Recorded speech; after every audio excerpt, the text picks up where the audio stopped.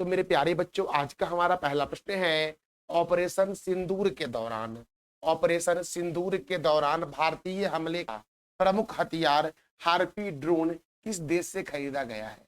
देखो, ऑपरेशन सिंदूर के दौरान भारतीय हमले का प्रमुख हथियार हार्पी ड्रोन कौन सा ड्रोन? हार्पी ड्रोन किस देश से खरीदा गया है? तो इजराइल से खरीदा गया है। किस देश से खरीदा है भारत ने हार्पी ड्रोन? तो क्या बोलोगे? इजराइल से खरीदा है। अब इजराइल से खरीदा है तो इजराइल की राजधानी है जेरूसलम। इजराइल के प्रेसिडेंट कौन है? तो बोलोगे इसाक हर्जोग। और इजराइल के प्राइम मिनिस्टर कौन है? तो बेंजामिन नेतन्याहू है इजराइल के प्राइम मिनिस्टर।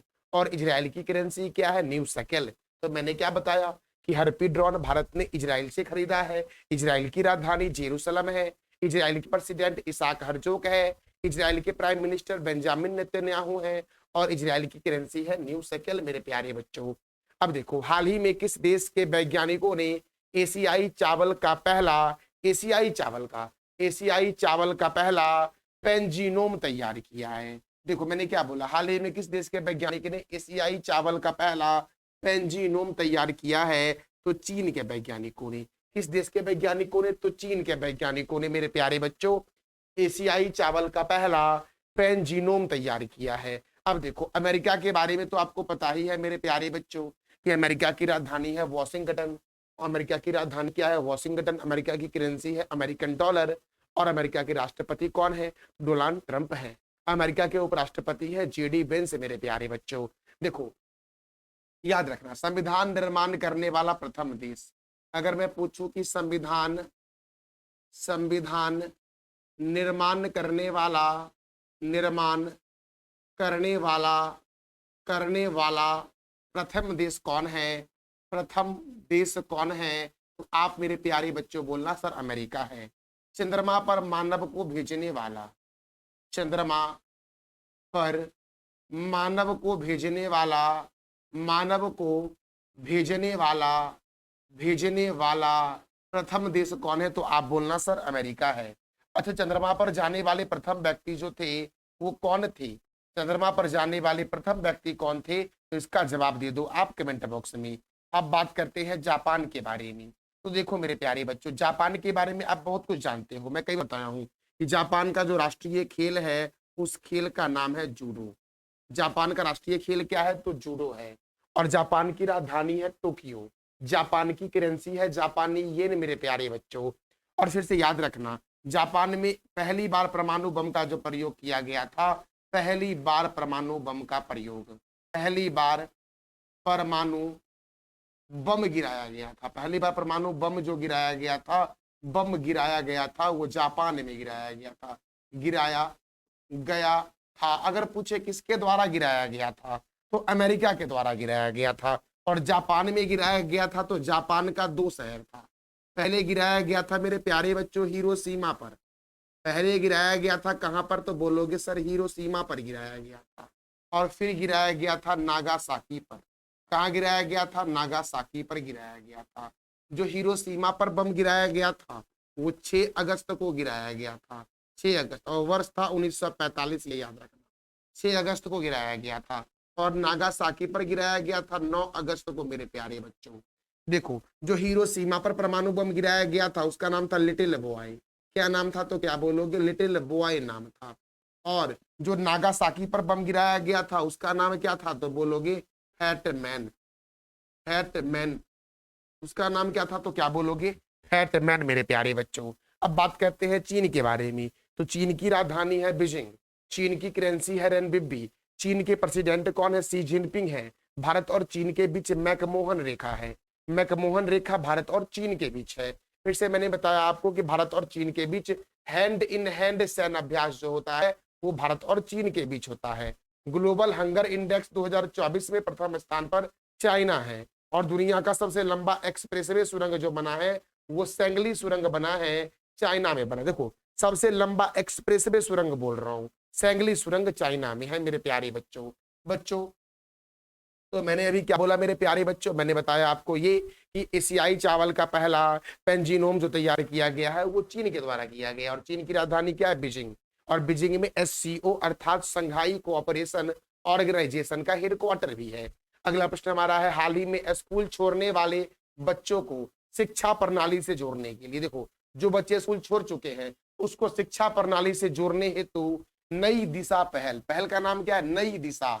नई दिशा पहल किसने शुरू किया है, तो दिल्ली पुलिस के द्वारा किया गया है।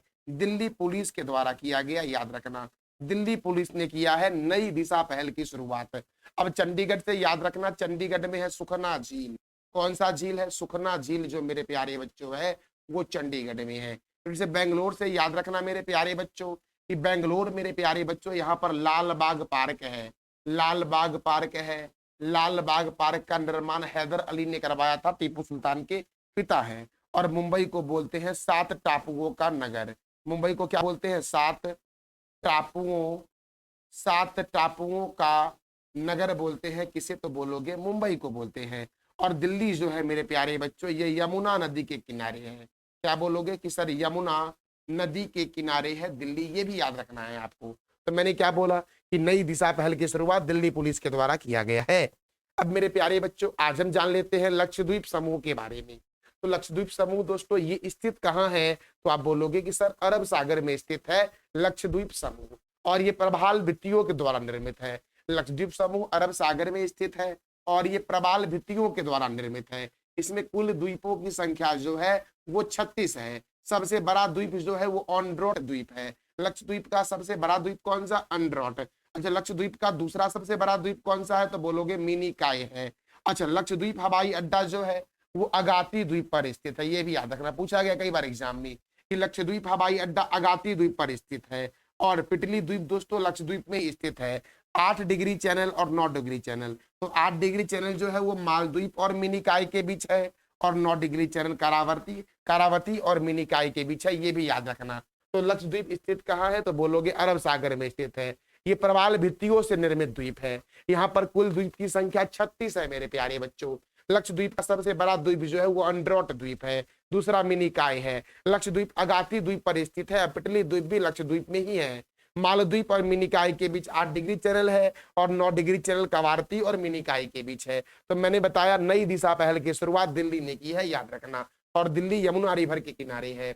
आप बता दो मेरे प्यारे बच्चों कमेंट बॉक्स में कि केम्पेगौड़ा अंतरराष्ट्रीय हवाई अड्डा कहाँ है, इसका जवाब दे दो आप कमेंट बॉक्स में। अगला प्रश्न है, हाल ही में किस राज्य ने रक्षा कर्मियों को संपत्ति कर से छूट दिया है, संपत्ति कर में छूट दी है, संपत्ति कर में छूट दी है।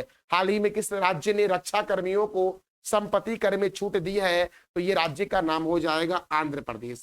कौन सा राज्य है मेरे प्यारे बच्चों, सब बोलोगे कि सर आंध्र प्रदेश जो है उसने क्या किया है, तो रक्षा कर्मियों को संपत्ति कर से छूट दी है। अब आंध्र प्रदेश के बारे में जानेंगे, सबसे पहले जान लेते हैं तेलंगाना के बारे में। तेलंगाना से याद रखना, तेलंगाना में है मिर्गवनी राष्ट्रीय उद्यान। कौन सा राष्ट्रीय उद्यान, तो बोलोगे कि सर मिर्गवनी राष्ट्रीय उद्यान जो है वो कहाँ है, तो तेलंगाना में है। तेलंगाना से मेरे प्यारे बच्चों याद रखना, तेलंगाना की राजधानी जो हैदराबाद है, हैदराबाद जो है ये मूसी नदी के किनारे है।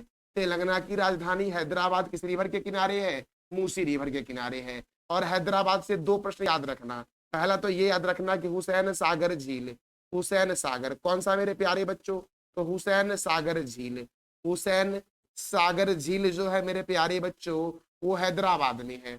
और फिर से ये भी याद रखना कि हैदराबाद में 4 मीनार है, याद रखना 4 मीनार अगर पूछे आपसे 4 मीनार कहाँ है, तो हैदराबाद में। और इस दोनों से एक बात कॉमन याद रखना, इस दोनों का निर्माण जो करवाया था, निर्माण उसका नाम था कुली कुतुब शाह। क्या नाम था, कुली कुतुब शाह के द्वारा। किसके द्वारा, तो कुली कुतुब शाह के द्वारा हैदराबाद में स्थित हुसैन सागर झील और 4 मीनार का निर्माण करवाया गया था। तो मिर्गवनी राष्ट्रीय उद्यान तेलंगाना में है, हैदराबाद मूसी नदी के किनारे है, हुसैन सागर झील और 4 मीनार जो है वो हैदराबाद में स्थित है। और हुसैन सागर झील और 4 मीनार का निर्माण जो करवाया गया था वो कुली कुतुब शाह के द्वारा करवाया गया था। मेरे प्यारे बच्चों अब देखो छत्तीसगढ़ के बारे में पता ही आपको है कि धान की दलिया बोलते हैं छत्तीसगढ़ को, मध्य प्रदेश को बोलते हैं टाइगर स्टेट और सोया प्रदेश। और मैं कई सारा स्टैटिक पॉइंट कई बार बता चुका हूँ।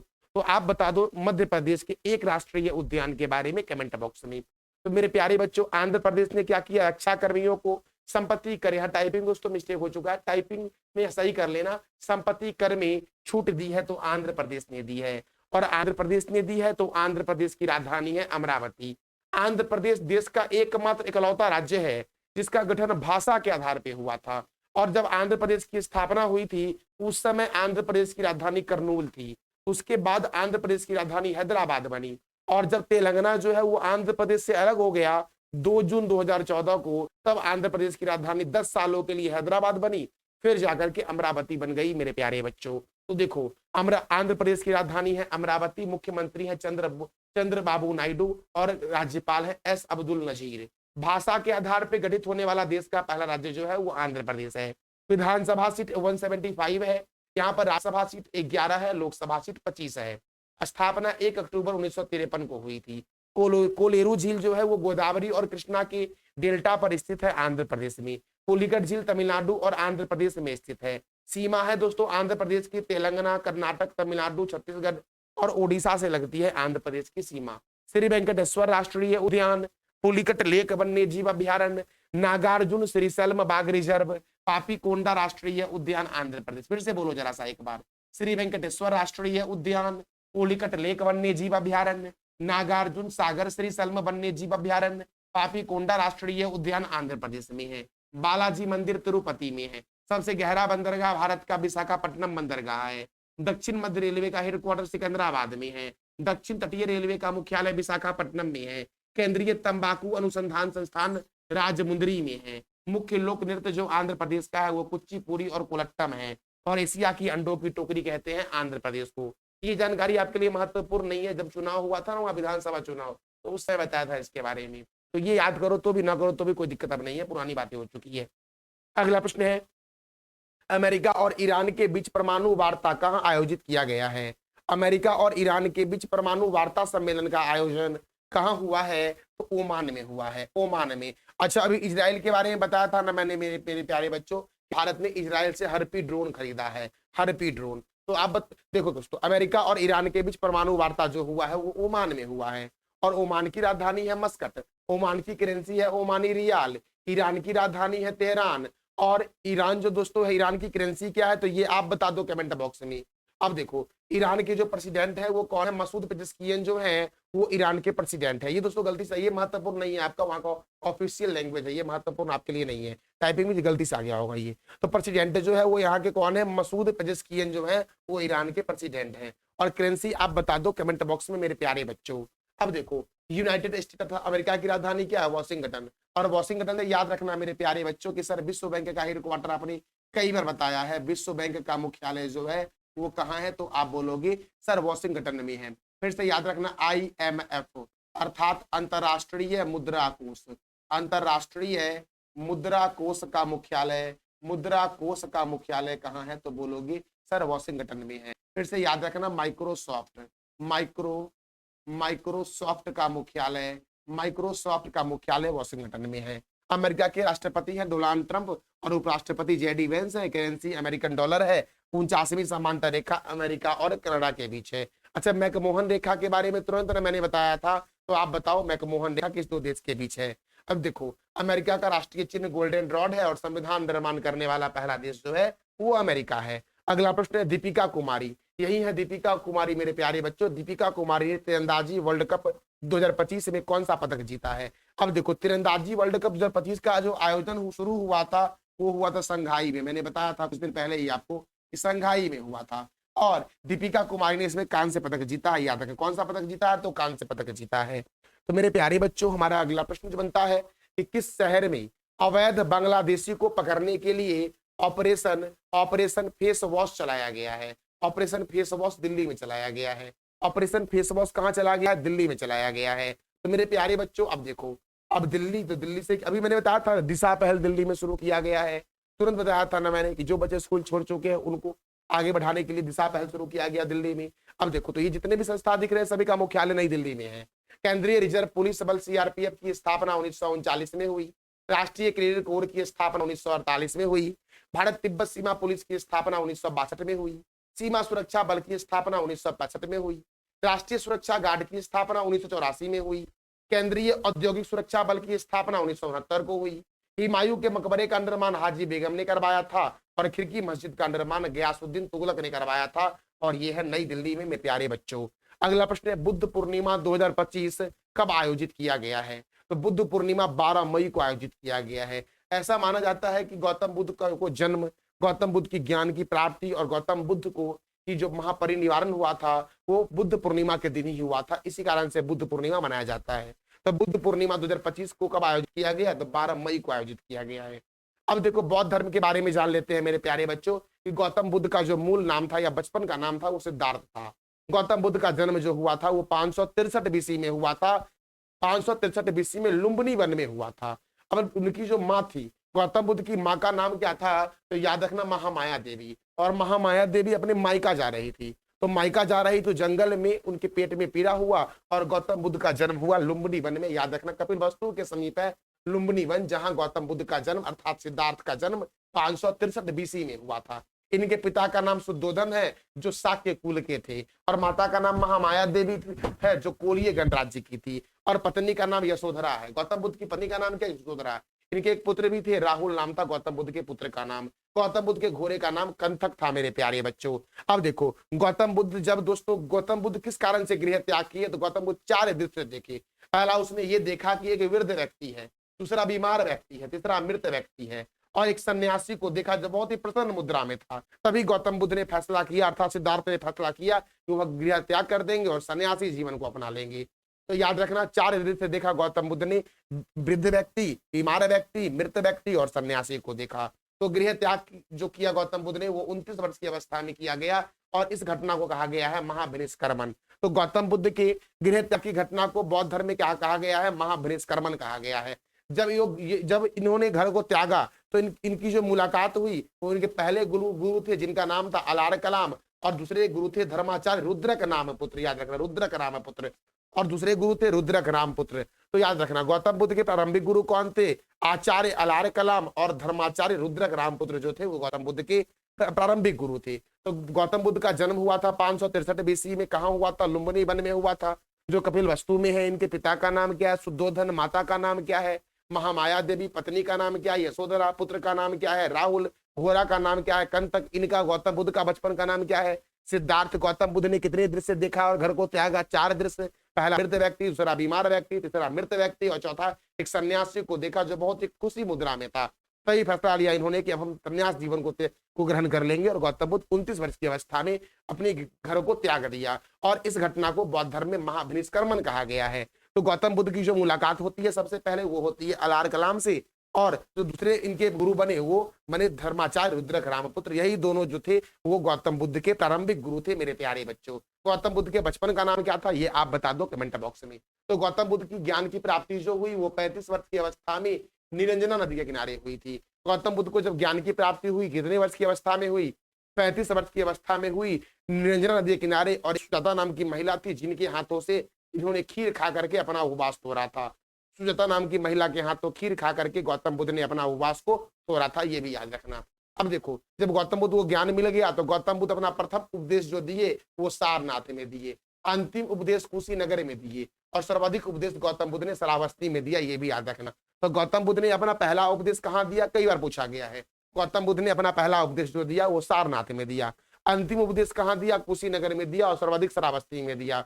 प्रथम महिला भिक्षुनी जो थी वो प्रजापति गौतमी थी। वही प्रजापति गौतमी देखो गौतम बुद्ध के मृत्यु के कुछ दिन बाद ही उनकी माता की मृत्यु हो गई थी, जिस कारण से उनका जो लालन पालन करती है वो कौन करती है? प्रजापति गौतमी करती है, जो गौतम बुद्ध की दोस्तों मौसी थी। तो मेरे प्यारे बच्चों देखो तो प्रजापति गौतमी जो थी वो प्रथम महिला भिक्षुनी थी और महापरिनिर्वाण जो हुआ गौतम बुद्ध का वो 483 बीसी में हुआ था हिरण्यवती नदी के तट पे कुशीनगर में, याद रखना।